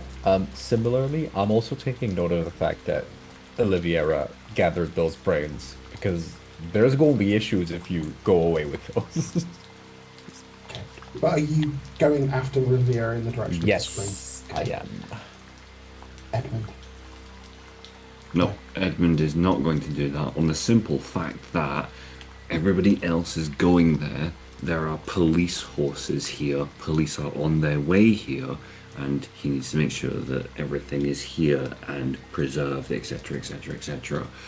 And while everyone else is away, he's going to scoop up some of the smaller mechanical items and pocket them, and just make sure that they're in his pockets. Good lad. Okay. Oliviera and Nathaniel reach the edge of the alley. Half sheathed, there is a cane sword in Tristan's hand.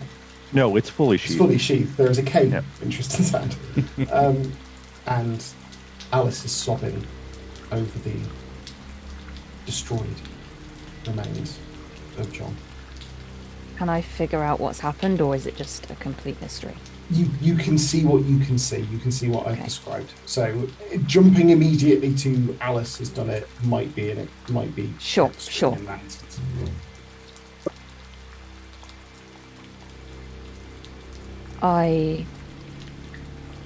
Is Alice on the floor? She's Alice kind of is got on Yeah, her down. she's- knees sobbing. Yeah. So have we got Alice, John on the floor next to her? Okay. I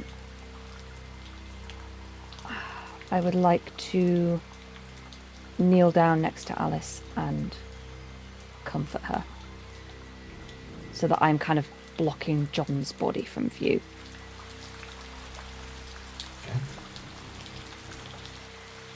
Kristen will interpose himself between you and Alice. Okay. I mean, I've got my hand on her shoulder. I am actively comforting her. No, you didn't get Nope. there. If Tristan's saying he's interposing, he's Oh, okay, fair. interposing. Yeah. Okay, in that case,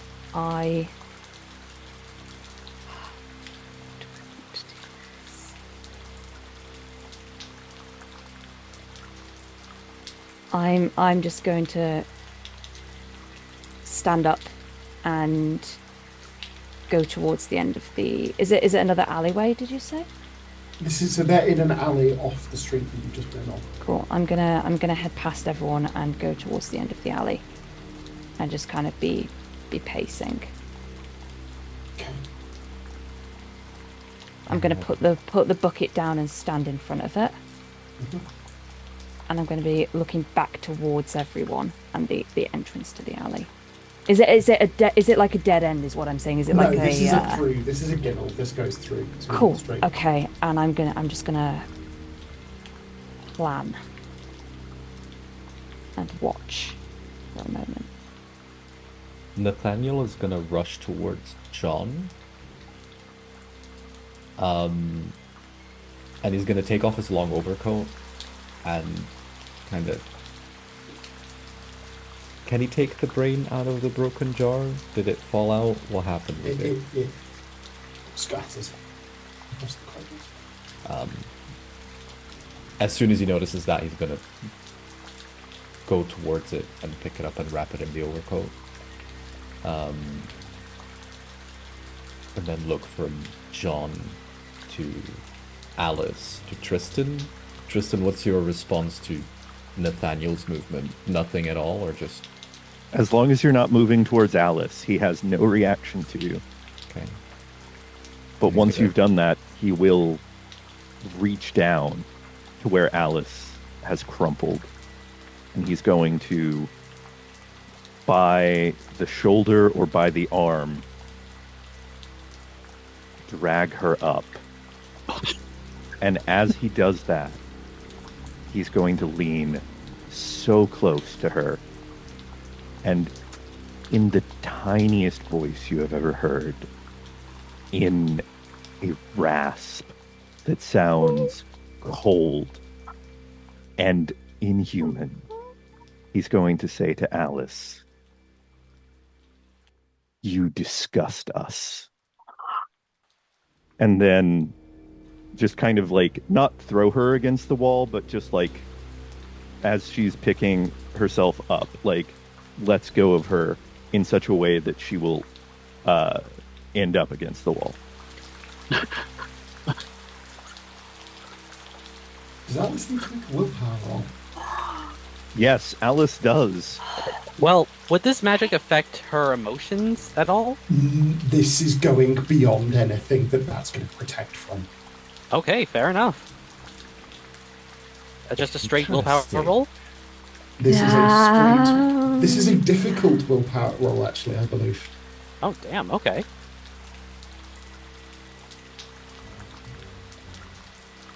Fuck me. That's no level to success. Do you have fast reaction time? Yes. That just pushes it up to a single success because you do get a bonus against Oh, fear I didn't- checks. Oh, right. Duh.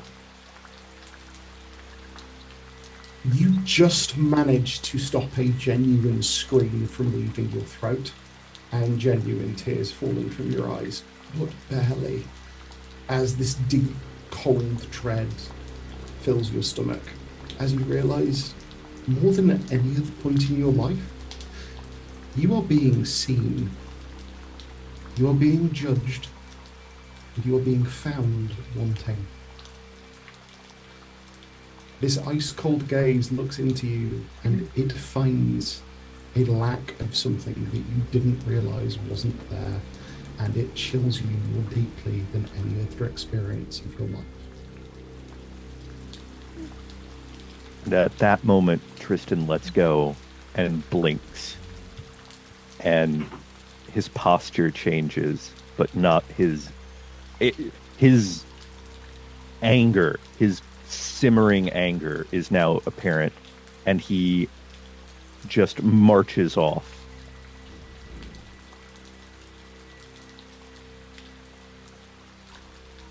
I think at this point Nathaniel would come forward and help Alice up. Thank you, Deacon. What was that all about? I don't know. I don't... Oh, God. I'm sorry, I just... It came from up there. It must have been one of them. It just shattered, and... Oh, God. Please make me a willpower influence roll. I'm going to say, because you are shaken, you are at a -2. Fair enough. Do I roll anything against this? Both of you are making willpower notice rolls. Empathy is effective here.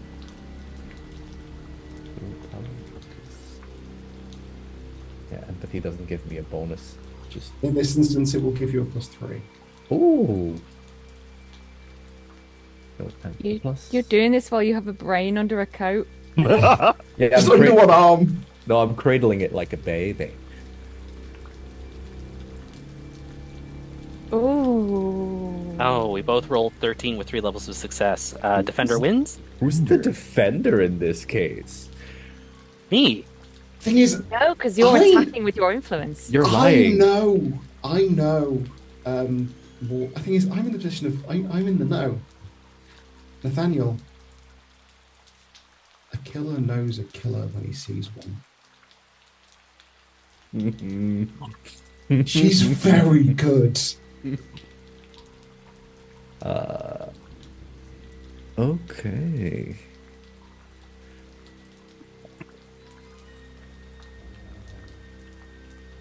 He's gonna benefit of the doubt, like pat her down, set her straight, and then look towards Tristan. Is Tristan pacing, walking away, facing? What's Tristan? I believe he stormed out of the alley was what I took from that. Tristan has stormed out of the alley. He got probably, a couple places down, and he's found some stoop where he's doing the full statue pose of like a man leaning forward on his cane, like just in thought, and you can see his jaw working as he's trying to settle his mind on what he's supposed to do. Okay. I'm going to give one more look at what's left of John. And I'm going to roll for this. And I'm going to tell you what specifically I want to notice or not notice depending on the roll. Is the brick wet from the juice inside the jar? Make me a perception notice roll and elementary observations. Yeah.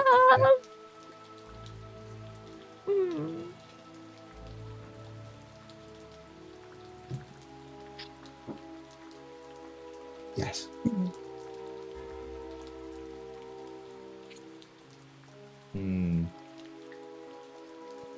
You're not going to say anything yet.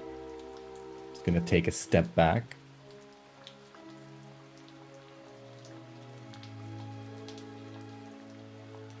Let's just get everyone together and make sure this is dealt with properly. Yes, of course. Right.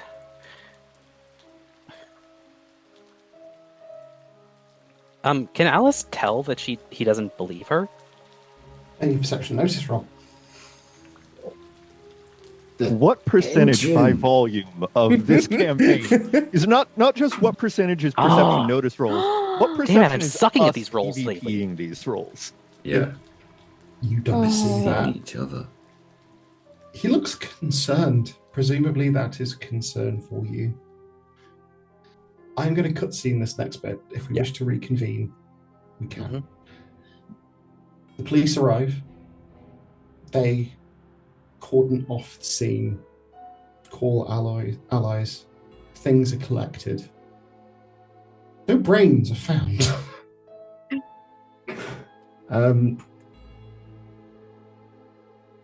The explosion particularly concerns them. O'Malley isn't quite sure he understands what's happened, but he understands enough to know that you went out of your way to protect Cassie, and backs your play. You're able to get out of the situation unremarked and unnamed and out of the papers. Would the group like to reconvene somewhere? In this same kind of moment, or elsewhere later? How later is later? An hour, 2. Enough time for the place to be cleared and for you to be sent on your way. Okay. And are you going in other separate directions is what I need to understand. Is there going to be an opportunity to have the conversation that this may bring up tonight or not? I have a question. Go on. Because before reconvening with the group, Oliviera would like to leave and go home and then come back. So she can play with her brains. No bucket there. Bucket, no bucket. No bucket. Olivia has bucket. She may try and take the opportunity to make eye contact with Nathaniel and be like, before she goes? What's the response to that? Nathaniel, I think what Nathaniel would do if we all are leaving and you have the bucket of brains, I would walk towards you and I would put John in with the other two. Hold on, I'm not done. And then don't try and take the bucket from me. Then he would take the handle of the bucket and just make eye contact with you with this look like, come on. Good. These people need rest. For and good. nothing else. These people deserve even more than that. What more are you going to give them? What I can. And if I can't, I leave it. Please. Trust me. He's gonna And glance. you notice that in the sincerity, as was the case when she was talking to John,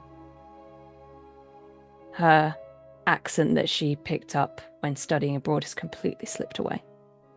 I will say, based on the role you made before and your empathy, she is being sincere.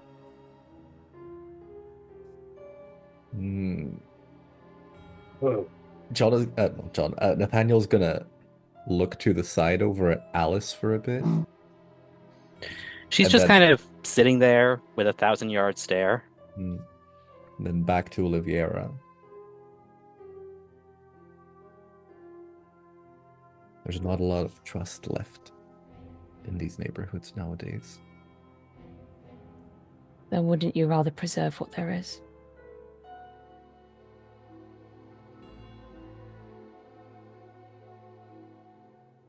Just don't get misguided. I'm sure the other doctor also thinks he's doing something good. And then I'm gonna let go of the bucket. Thank you. She goes. The minute she has that bucket back, she goes. I'm going to rule, because if we're a little bit over time, that we're going to end the session here and we can pick up the consequences of all of this next time. However, the police secured the scene. You go home to your beds. Sorry, I don't mean to interrupt. I just there's one thing that Alice wanted to do before Dr. Rice left. Just a quick thing. I'll make it quick, I swear. Go for it. Okay, so as she's, getting ready to leave, she kind of approaches Dr. Rice and is just like, Dr. Rice? May I talk to you?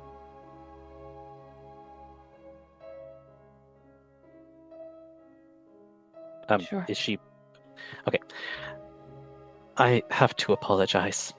I lied to you before. I was trying to figure out a way to phrase it more delicately, but at this point, tonight, I think my delicacies are running dry. Our matron was not pleased at a late-night visitor. She's very protective of her girls and does not like unannounced visitors. She would prefer that you not visit the school unless it is within your jurisdiction as a doctor. I'm sorry.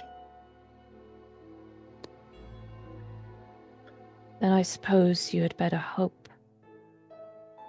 that you, she, or anyone else does not give me cause.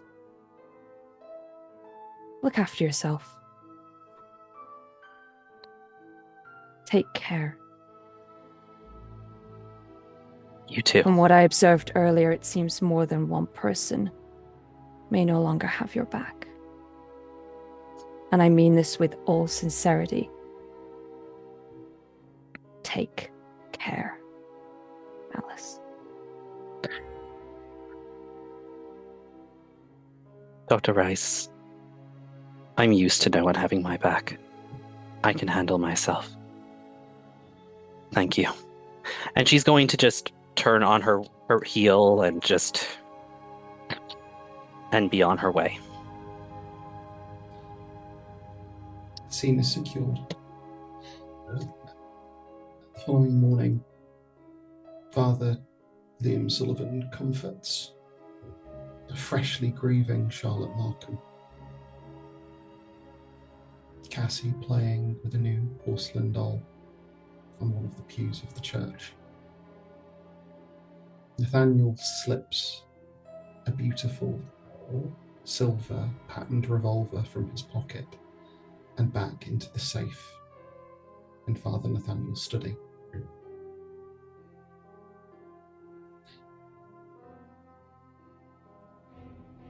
Edmund stands next to three dug holes prepared in advance should the good doctor return the things she has taken. Oliviera sits with various different alchemical and chemical equipment and 3 large biological samples in her workshop. Tristan turns over a small pouch of herbs, evidently not having the effect he hoped it would. Back at Mrs. Radcliffe's finishing school for girls. Early in the morning, Alice steps into the matron's study. Ma'am. She is still sat there. She's drinking a warm amber-coloured liquid from a crystal glass. A single candle lighting her desk.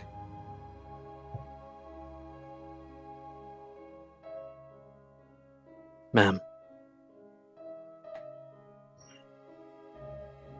Is it done?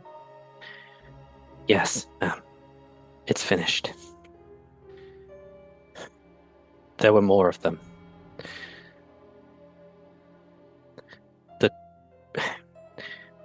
The being that had been mistaken for Spring-Heeled Jack was some sort of automaton. It was guided by a human brain in a jar. Apparently it had been taken from Dr. John Markham. Enough. She drinks the liquid in the glass and slams it down on the table, the lip of the glass resting against the top of the desk. In her speed and perception, you can see fluttering against the crystal, she has trapped a moth. When I tell you to do something, when I set rules, when I make demands of you, each of them serve a purpose. It may feel restrictive, it may feel like you would benefit from outside connection, from using your own initiative. I assure you, that is not the wisdom you think it is. And if you fail me again, she just plucks the glass up, the moth flutters out, and straight into the candle flame, and falls into a pool of wax, small curl of smoke rising into the air. Get out of my sight, Alice. Yes, ma'am. I will not fail you again. You will not. And that is where we will end episode 4 of Lanterns of London.